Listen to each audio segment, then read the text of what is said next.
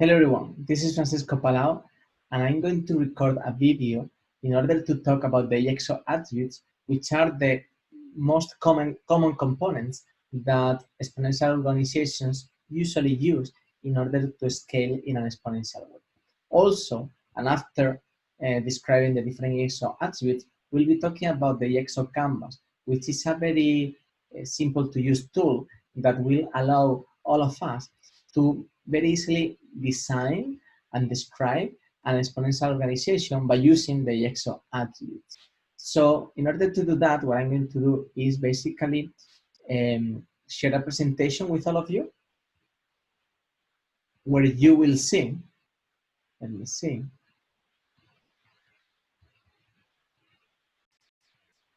all this information inside. So as you all know, most of current organizations, like traditional businesses, are feeling like this, are feeling like a mammoth. Why? Well, because the world is changing, the fourth industrial revolution is here, and they need to adapt, they need to evolve to something else, but they don't know what to do, right? They don't know how to evolve or in which other thing they should basically transform, right? So those EXO attributes are going to be part of the answer to this problem, because we can start using the EXO attributes starting actually today, right after this video, and and by doing that, our organization will be able to adapt to the new. But not only the organization. I mean, if we are designing an exponential solution, for example, we'll be able to use these different EXO attributes in order to make it exponential, to be able to really grow in an exponential way. Well, we have so many disruptions nowadays. One of those is actually the autonomous car that was invented by Google. And after that, so many other car vendors started to develop their own technology for this. But this is not only about technology. This is about the impact that we are seeing that these things are actually causing in different industries. Because actually a few years ago, in 2015, the CEO of Volvo announced that whenever their cars are going to be like running in an autonomous way, they will be paying the insurance for their customers. What that means is that in some years from now, most of the car insurance companies might die. Actually, this industry, I mean, the car insurance industry, might actually die as a whole. The question is, who was going to really predict that because robotics and AI, which are the main technologies that Google Car is using, because those technologies, the car insurance industry was going to die. Maybe no one of us could predict this, but these are the basically the effects of disruption that is going to come from places that we cannot really predict in advance. Another reason for the disruption and for most of the companies, the traditional companies, feeling like this mammoth that we saw at the very beginning, is what happened with Kodak. As you all know, Kodak was almost bankrupt at the same time that Instagram was bought by $1 billion, and they only had 13 employees back then, right? So what happened here?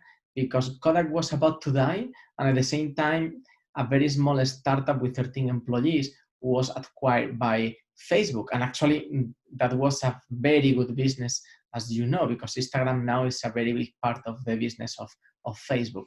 Well, what happened was not only that Kodak didn't perform like a proper digital transformation process. This is not only about digital transformation. This is not only about digital. This is not even only about technology. What happened here is that Kodak used to have what we call an scarcity-based business model, which is most of the business model nowadays, which are based on scarcity. I mean, selling a product that is scarce, right? Or a service that is scarce. Because back then, and you all remember, we used to have these photo rolls, right, of camera roles where we had around 24 or 36 pictures, right? So we cannot remember anymore, but if you just remember a little bit, what happened then was that when we were traveling, before clicking, before making a picture, we had to think a lot about whether that was the right picture to make or not, right, to take or not. Because after clicking, we had one less picture. And also at the end, we had to pay for those, right? So that was an scarcity-based business model because Kodak was selling something that was scarce, right? The rolls, the camera rolls. However, Instagram is actually navigating a whole new world of abundance because the business model of Instagram is actually abundance-based. So the current business models are based on abundance, meaning for Instagram, for example, that the more pictures that we can take or that more pictures that we can upload to the internet, the more pictures that we have, the better. So if we can share more pictures, it's better for Instagram. If we can take more pictures, it's better for Instagram. And this is the world that we are living now. And there is an amazing book by Peter Diamandis that is called Abundance, where he explains how and also why the world is entering in an abundance phase.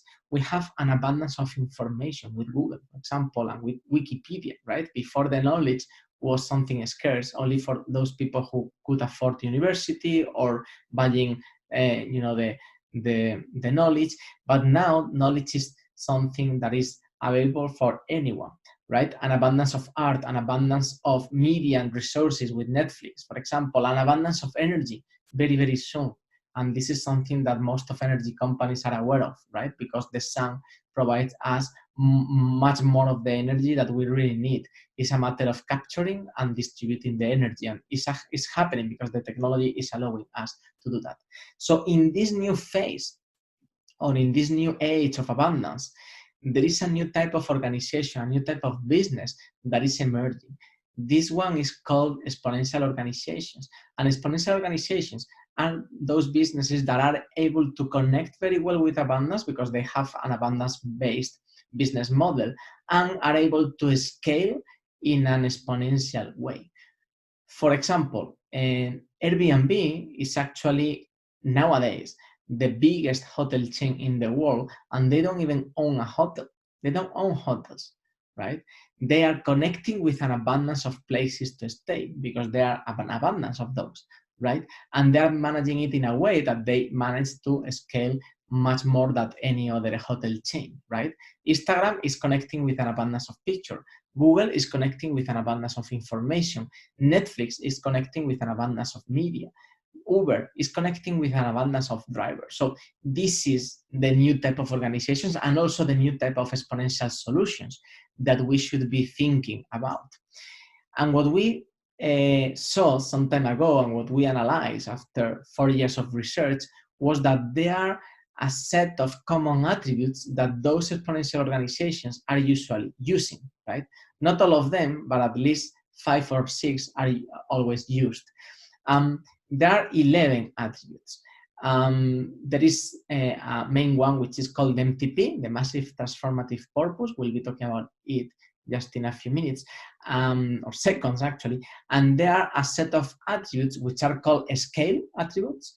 Those attributes are focusing on connecting with abundance. So there is a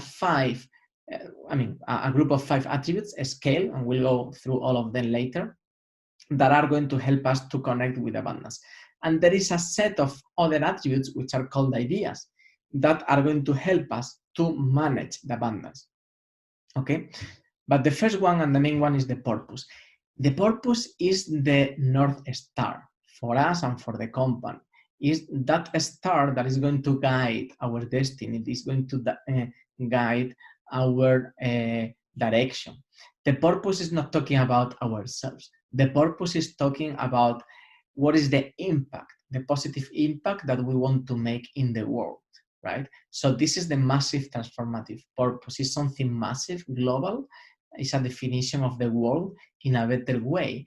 And because we exist, this is going to happen because this is the purpose that we have in the world. And this is actually coming from society. Because if we take a look to the Maslow pyramid, this is now happening. Current generations, I mean the young generations, are not looking for health, money, and love anymore. At least not only for that. They are looking for a meaningful life. They don't want just a safe job. What they want to do is making an impact in the world. The same thing happened with the companies. Most of the most modern and the exponential organizations are purpose driven. So they have a purpose. They want to impact in a positive way the world.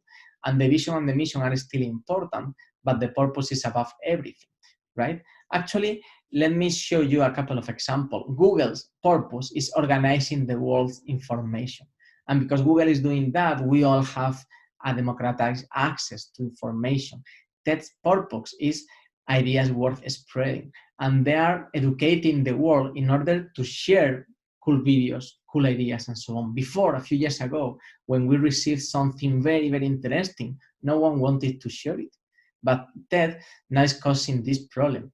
This trend, this movement, which is about spreading knowledge and spreading the word, right?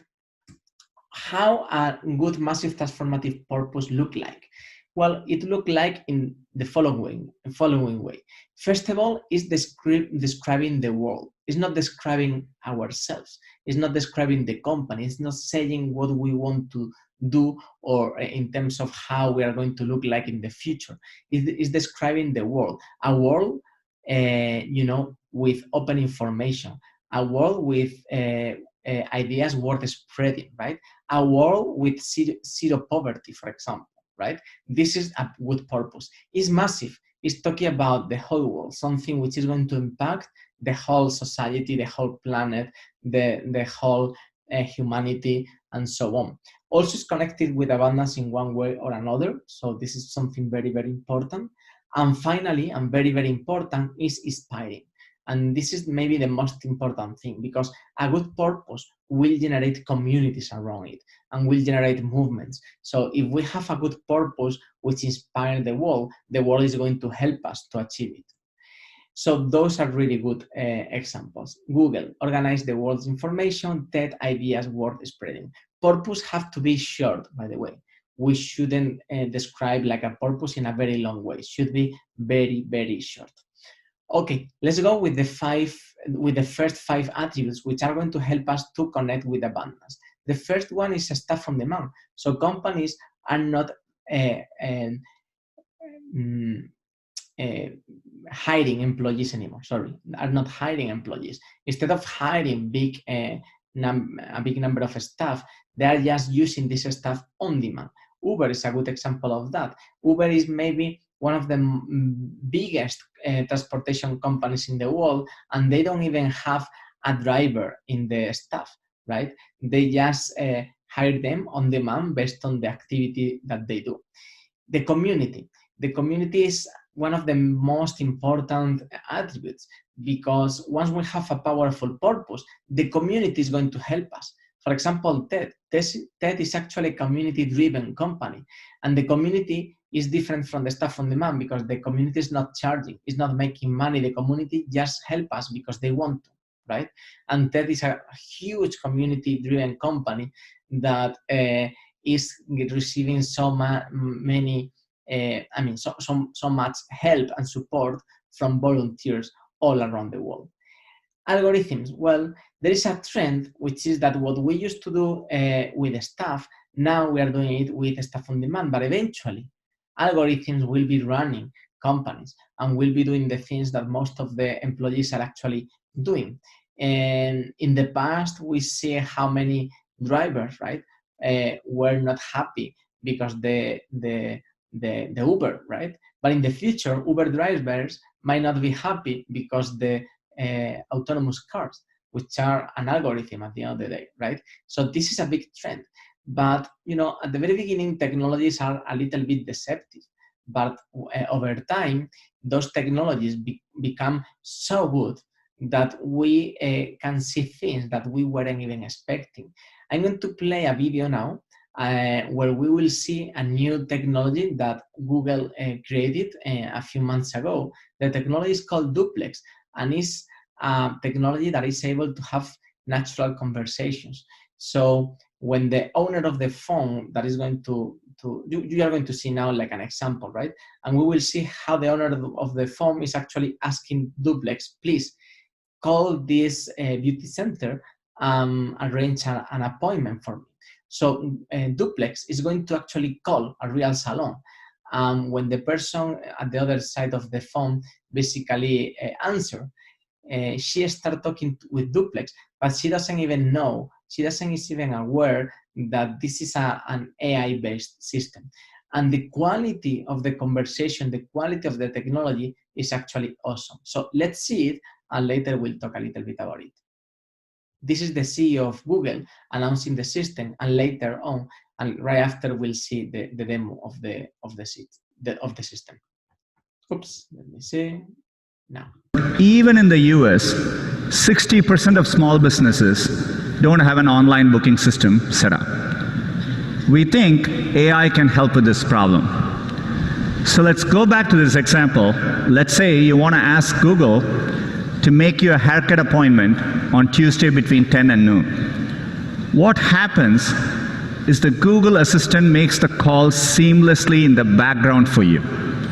So what you're going to hear is the Google Assistant actually calling a real salon to schedule the appointment for you. Let's listen.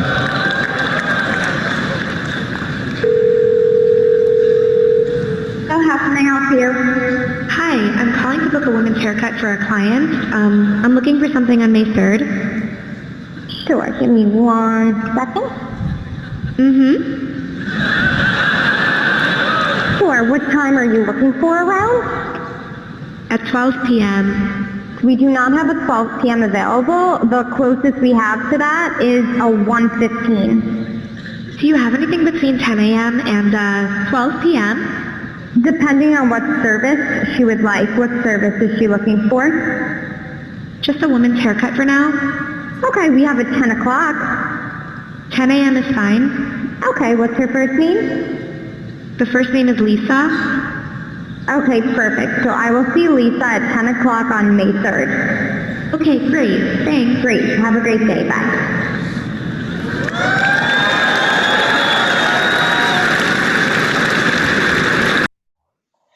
Well, you can see the level of the technology that we are starting to have, right? This is amazing, and the implications are going to be awesome. Just imagine this technology in your phone. When you receive a call and you don't want to take it, or you just cannot, grab the phone, imagine this Google Assistant having a real conversation on your behalf, right? And at the end of the day, making a summary for you about all the things that have happened. But also imagine Google using this technology for search. And actually Google is working on that. Instead of looking for words, imagine that you are looking for red car, right? A red car or red vehicle, right?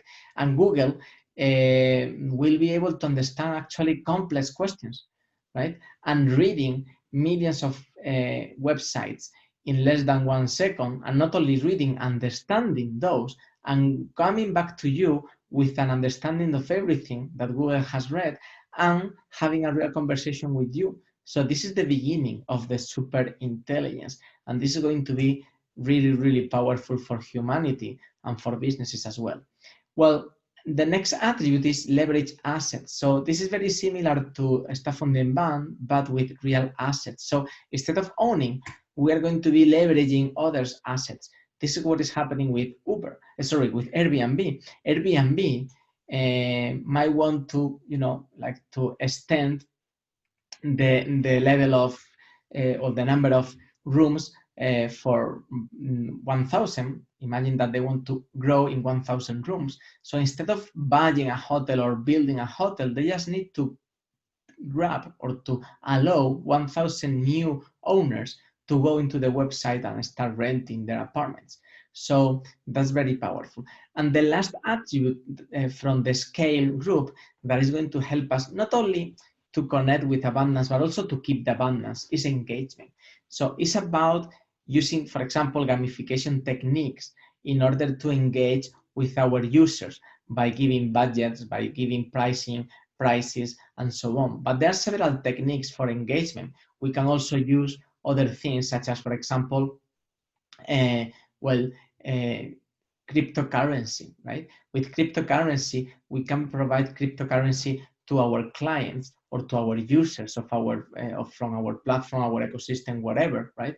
And share with them part of the benefits that we are having, right? So it's a way for them to, well, not own the business, but also, but at least, you know, to use something that is going to keep growing in terms of value if they use it, right? So there are several ways to engage with our community, with our users and clients and even providers, but the important thing is to keep them engaged and to keep them around us. A very powerful way to engage, of course, is the MTP. If we have a powerful, massive, transformative purpose, they will be also engaged just because we have an amazing purpose. Okay, next set of attributes which are going to be more focused on managing the abundance once we connect with abundance. The first one is called interfaces. Those are, well, the way that we are going to be interacting with our users, with our clients. Imagine Airbnb, well, remember Airbnb, they have millions of places to stay, and they are able to manage everything with a simple form, right? But not only that, it's not only about the user interface, it's also about the user experience, and everything is about user experience. So if we are able to generate or to define and to design an amazing user experience, our users will be happy using our product, they will get value in the right way, and they will go back to us again and again and again. So interface is not only about the interface itself, it's also about the experience, providing a great experience to our clients, and we have to think how, and also to our users. Experimentation. I would say that in the same way that the massive transformative purpose is actually a mandatory attribute, it's the only one, but I would say that experimentation by default is mandatory as well. Why? Well, imagine that we have a new idea and we just write a business plan for a new and innovative idea. What happens when we execute this business plan? This is what happened always, because as Steve Blank said, no business plan survives first contact with customers. No one, because actually a business plan is a set of hypotheses. It's not just a set of things to do. It's a set of hypotheses that we have to evaluate. And in order to do that, what we are going to do is to experiment. We're going to use Lean Startup methodologies and others in order to build something very quickly, measure and learn based on data, and going again and again in this iterative way. We are explorers. We are not executing a business plan. We are not executives. We are explorers. We are entrepreneurs at the very beginning because we need to found the right value proposition for clients, the right business model, and to do things in a different way. The next attribute is called dashboards. Yes, dashboards have been around forever, but it's not about measuring things, it's about what to measure. So the important thing is at the very beginning, with a exponential solution, with an exponential organization, with a disruptive idea, we cannot measure things based on data. We can't, because at the very beginning, we are going to lose money always. So what we have to measure is actually those things that are going to tell us whether we are making progress or not, whether we are creating value or not. And this is what it's called the innovation accounting. So just look a little bit about it at Google and you will see the key metrics that you will need to measure in order to have the proper dashboard for your organization or for your exponential solution at the very beginning. Autonomy is about making things going very, very fast and in an autonomous way, in a very easy way. Because if we centralize all the decisions, all the management and so on, everything's going to become very, very complex and very slow. Just take a look to Airbnb. The owners have full autonomy in order to define the rates, the conditions in terms of the time to check in, the time to check out, and all these things. Because if they are not able to do that, Airbnb should have to do that from in a centralized way. Just imagine, Airbnb would be like full, basically would be like a bottleneck, right? And also they wouldn't be like making the right decisions because they don't know the details. They don't know the details of all the different areas of the world, neighborhoods, and so on. So if the owner is autonomous, it's going to be much better and much more faster, basically, to keep growing the company. And the last attribute that we are going to implement in order to manage abundance is social. It's not about social networks, and making promotion in social as a default. No, it's actually about creating the social mechanisms for the community, the users, the clients, the providers to talk and to talk to each other. For example, again, in Airbnb, when you go to an Airbnb, even before booking, you can already contact the host, as you can see here, right? Why? Because if you have a question whether the Airbnb, has Wi-Fi or has any specific thing that you might want, whatever, you can contact the host and have this conversation beforehand, so you are solving the problems with the owner, with the other side, with the provider of the service. In this case, is an apartment, right? And that will help you. That will help you to make decisions. So this is providing, again, a good way to manage the abundance of connections, of information requests, and so on. So social is about social interactions and using the technology to allow to do that. Well, as I was saying at the very beginning, using 4, 5, 6 attributes might be enough. At the end of the day, it's a matter of which are the key attributes for you. You have to have always a balance, a little bit of connecting with abundance, a little bit of scaling and managing the abundance. But the massive transformative purpose is mandatory. It's always there because it's going to be the North Star. And we decided to launch or to design basically a tool a few years ago that is called the EXO Canvas. And the EXO Canvas is a very easy to use tool that will allow us to define all the different attributes for a given organization or for an exponential solution. So on the top, you can see the massive transformative purpose. On the left, the scale attributes, which are those ones connecting with abundance. And on the right, the ideas attributes, which are those ones that are helping you to manage the abundance. Here you have an example. This is the EXO Canvas of Airbnb. So in a very simple and quick way, you can not only design an exponential organization or exponential solution, but also you can understand others' solutions. And this is one of the tools that we are going to be using in order to define exponential solutions, exponential organizations, and so on. So Airbnb purpose, let's go through it very, very quickly.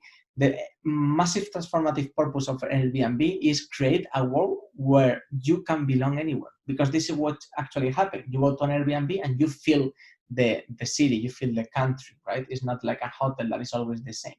Staff on demand, very clear, the owners, and this is one of the main things. Community and crowd are the travelers, the algorithms are the recommendations that they are using, although it's simple, but it's there. The leverage assets, which is the main attribute of Airbnb, is private places to be, right? Those places that are available and owners decide to rent. Engagement is the reputation system, right? And this is actually making that owners don't want to rent you the home directly, because they want to keep the reputation, they want to keep all the rankings, and this is why they ask to they basically don't allow anyone to buy, to rent the apartment or the place directly, because they want to keep their reputation. They are engaged to the platform. Interface is a very simple search engine, among many other things, also the app and so on. Dashboard, real-time metrics, because they have all these metrics important for them, track real time, which is very important. In experimentation, they're using Lean Startup and similar techniques. For example, at the very beginning, the first apartments that Airbnb was renting, it wasn't happening from owners. They ran an experiment. They said, okay, let's do it ourselves and let's learn. And what they learned was that one of the key things in order to rent an apartment is actually the pictures. And they created that guideline for people to make good pictures. And by doing that, they became very, very well-known and very successful company. Autonomy. As we saw before, they are giving freedom to the owners in order to put their own conditions in terms of pricing, timing of checking in, checking out, and so on. The social technologies, as we saw also just a few minutes ago, allow us to connect with the owner, or we connect with the traveler if we are the owner, and this is making all this abundance of data and information requests and so on being managed properly by the social technologies attribute. So that's it. Those are the 11 EXO attributes. This is the tool that we are going to use in order to define those in a very simple and visual way. And I hope that you have enjoyed, that you have learned, but overall you will start learning by applying all these concepts in the upcoming future exercises, if you have exercises, or just in your own companies. Thank you so much. I'm looking forward to keeping the conversation with all of you. Thank you.